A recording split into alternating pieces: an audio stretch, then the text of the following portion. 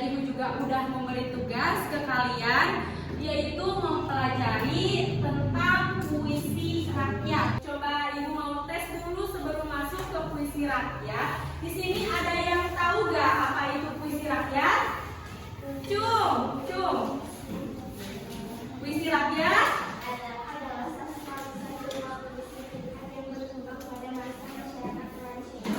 pada masa masyarakat. Oke, bagus. Ada lagi yang mau nambahin? Bisa-bisanya sesuai dengan pengertian menurut kalian aja, menurut sendiri gitu. Apa? Rafa, ada yang tahu puisi rakyat? Kamu? Salman? Coba, Daya.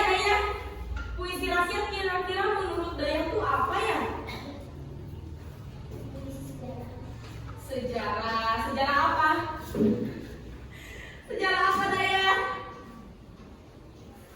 Tentang sastra lama ya. Kalau puisi rakyat biasanya. Di sini coba dari sini ada yang mau nggak menyimpulkan apa itu puisi rakyat? Kira-kira menurut pemahaman kalian aja apa? Apa?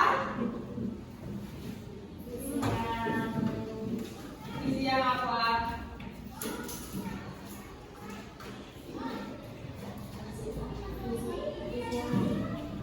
Oke, coba di sini mau langsung ke slide selanjutnya, lihat ya, dan juga pahami.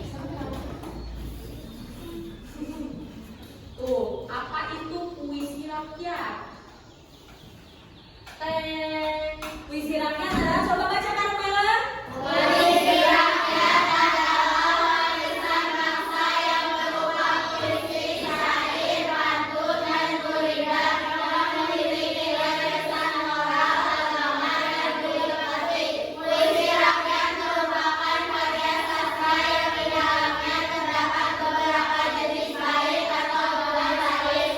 Selain itu, puisi rakyat juga terdapat pada ketentuan-ketentuan seperti jumlah suku kata, jumlah baris, jumlah bait, dan rima. Oke, terima kasih. Membahas tentang puisi rakyat nih, kira-kira yang ada atau yang terbesit dalam benak kalian itu apa kira-kira?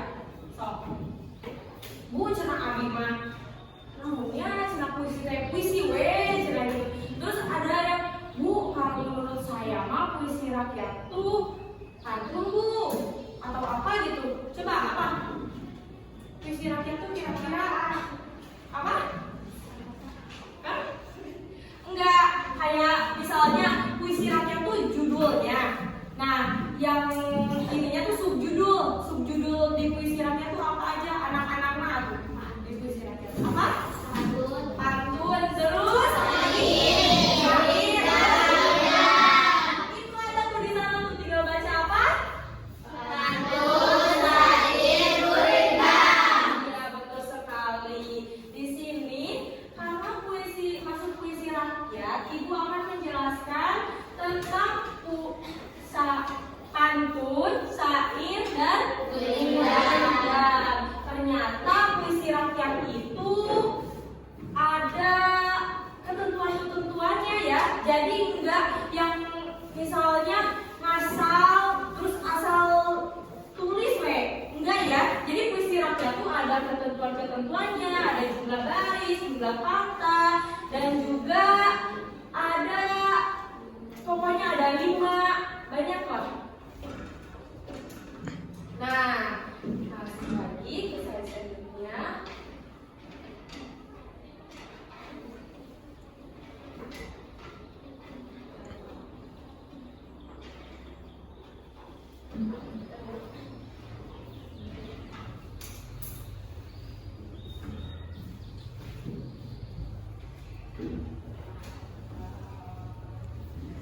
Nah, bagian-bagian puisi rakyat sudah tadi kalian jelaskan, ada pantun, gurindam, dan juga syair.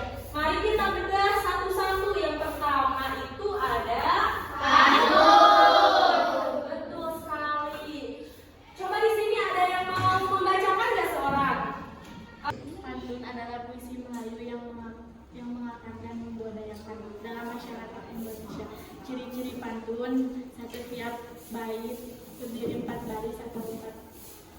baris. Tiap baris terdiri atas 8 sampai 12 suku kata, 5 akhir tiap baris dalam ABAB. Baris 1 dan 2 adalah sampiran, baris 3 dan 4 adalah Oke, terima kasih Silva. Kira-kira tahu nggak bahasa Indonesia itu berasal dari mana? Yang pertama, Melayu.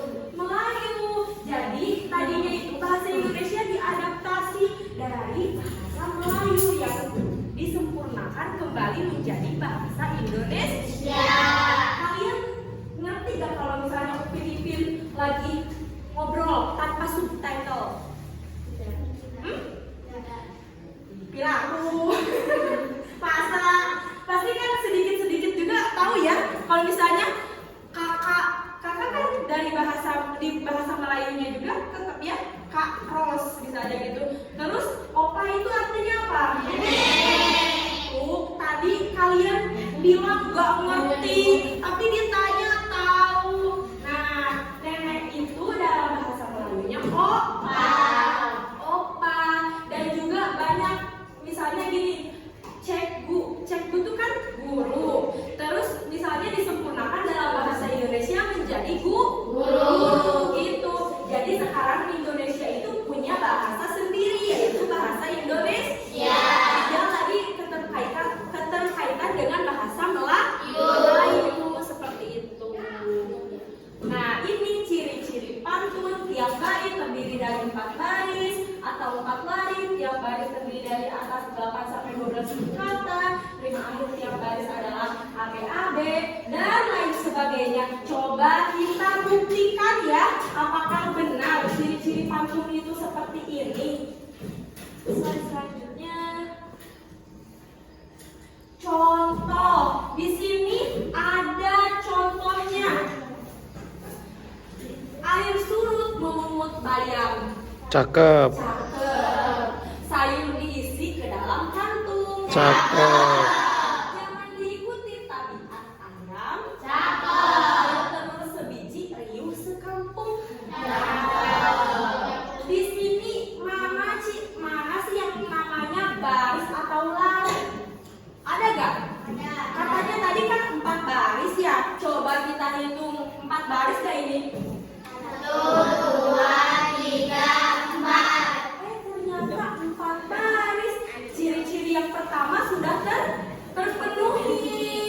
Gitu. Akhirnya itu ABAB. Coba kita lihat ya. Yang di sini bayam M. Samanya dengan mana? Ayam. Terus kantung samanya dengan ini misalnya A. Yang A lagi ya? Ayam. Ini misalnya B. Yang B lagi ya? Kantung. Ternyata ciri-ciri yang kedua juga sama ya, itu termasuk ke dalam pantun. Terus kita hitung. Yang baris pertama ada berapa suku kata? Air surut memungut bayam. Ada berapa? 9. Terus sayur diisi ke dalam kantung. Ada berapa? 10. Enggak lagi. Jangan diikuti tabiat ayam. 11. Terus yang terakhir. Bertelur sebiji riuh sekampung. 11.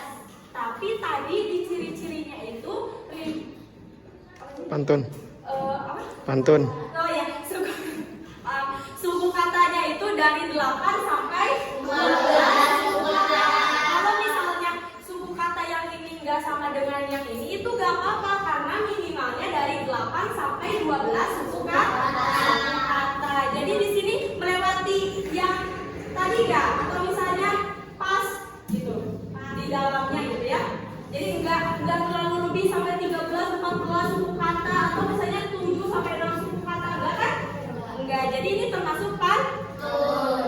Terus pantun juga memiliki apa?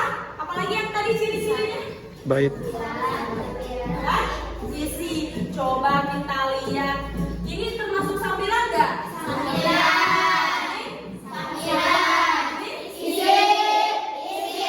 Jadi isinya tuh jangan diikuti tabiat ayam bertelur sebiji riuh sekampung. Oke, yang kedua ada gurindam. Coba baca gurindam. Puisi lama yang berasal dari India.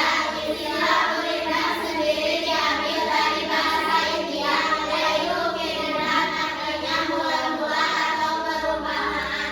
Gurindam digunakan sebagai syarat nilai agama dan moral, sehingga dulu sangat penting dan dijadikan sebagai warisan budaya kehidupan. Tetapi setelah berkembang mulai digantikan dengan jenis gurindam puisi lama Melayu yang penting sebagai warisan budaya. Jadi, gurindam adalah puisi lama yang berasal dari negeri India. Istilahnya sendiri diambil dari bahasa India yaitu gurindam. Yang artinya mula-mula atau perumpamaan. Perumpamaan itu apa sih? Perumpamaan. Gambaran. Ya, perumpamaan. Mula-mula, awal-awal gitu ya, perumpamaan. Bisa juga kayak misalnya saya gimana-gimana, nah itu contoh perumpamaan. Gitu. Terus lanjut. Ciri-ciri gurindam, ada yang mau menyebutkan?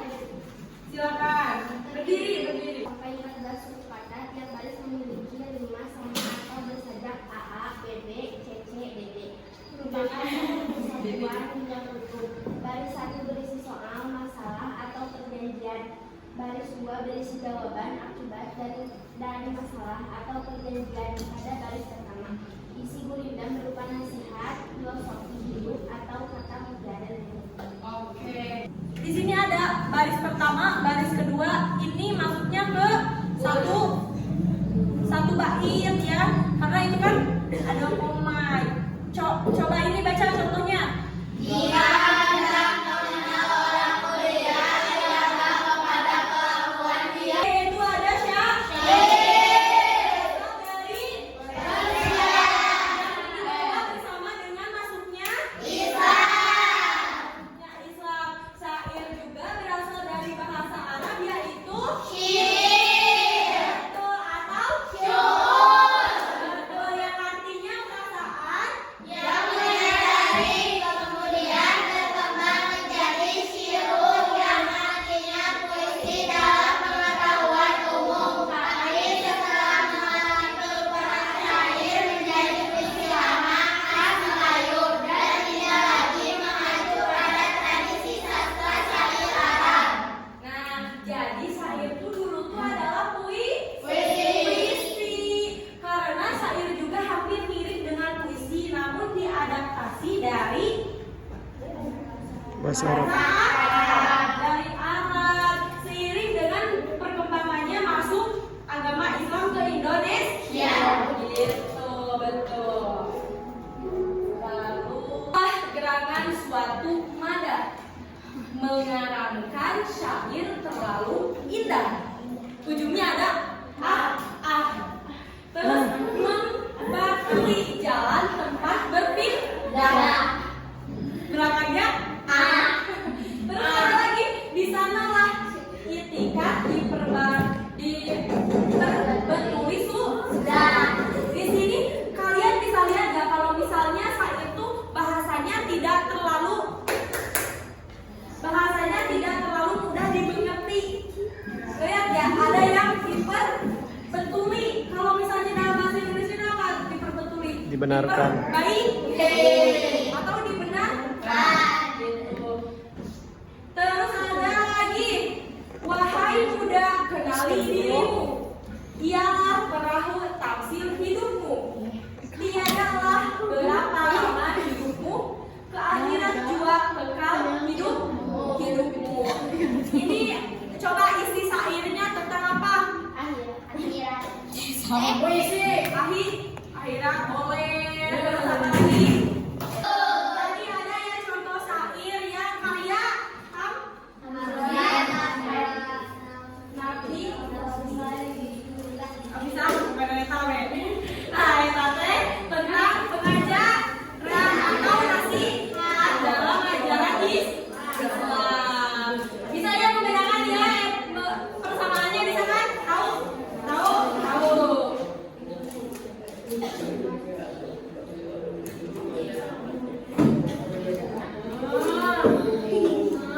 Ada perbedaannya, dengerin aja ya perbedaannya.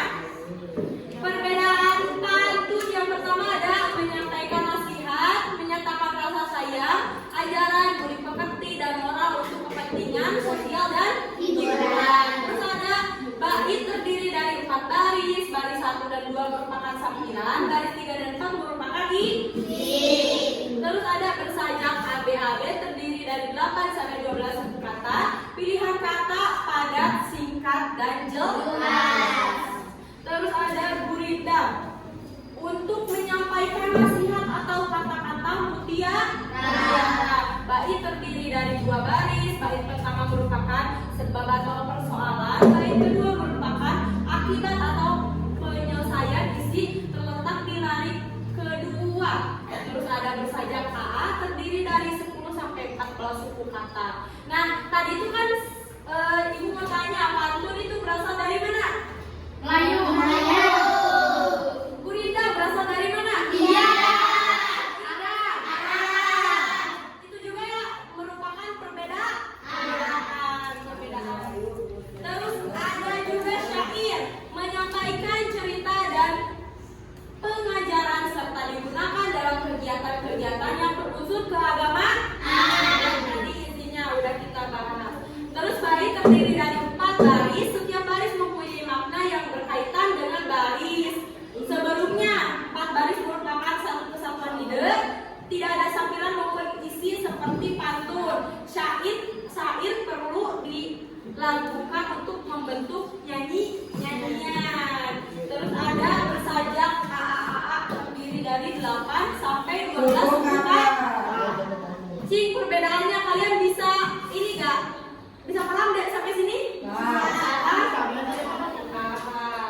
Bagus.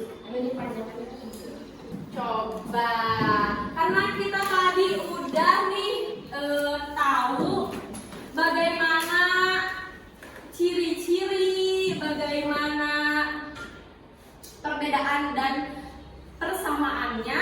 Di sini penjelasan kembalilah mengapa pada puisi rakyat terdapat nilai moral dan satu lagi jelaskan perbedaan pantun dengan gurindam. Pantun merupakan puisi lama yang berasal dari bahasa Minangkabau. Pantun berasal dari kata panggil yang artinya pantun. Panggil berasal dari bahasa Melayu. Pantun ciri-ciri yaitu berpola ABAB, baik banyak baris-baris dan baris sampai dari 8 sampai 12 kata. Kalau gurindam merupakan puisi lama yang berasal dari gurindam berasal dari kata gurindam yang artinya atau merupakan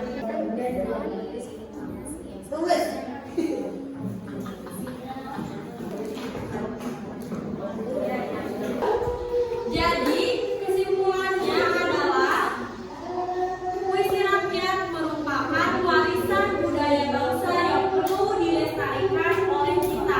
Kalau misalnya bukan sama kita, sama siapa lagi? Ternyata di dalam bahasa Indonesia juga terdapat yang namanya jenis-jenis puisi rakyat. Ada pantun, ada gurindam, ada juga syair. Tadi kita udah mempelajari tentang pengertian pantun, syair, dan juga gurindam. Terus kita juga udah mengetahui perbedaan syair, gurindam, dan juga pantun. Terus di sini juga ada yaitu ciri-cirinya.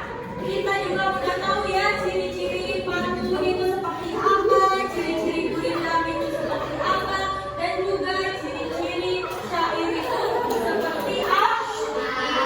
Oke, sampai sini ada yang mau ditanyakan tidak? Kalian udah paham? Bu? Karena mungkin waktunya juga sudah habis dan kita juga mau sholat zuhur. Pada pertemuan ini dicukupkan sekian. Mohon maaf apabila ada perkataan ibu yang kurang berkenan dan juga kurang dipahami oleh anak-anak kasih. Wassalamualaikum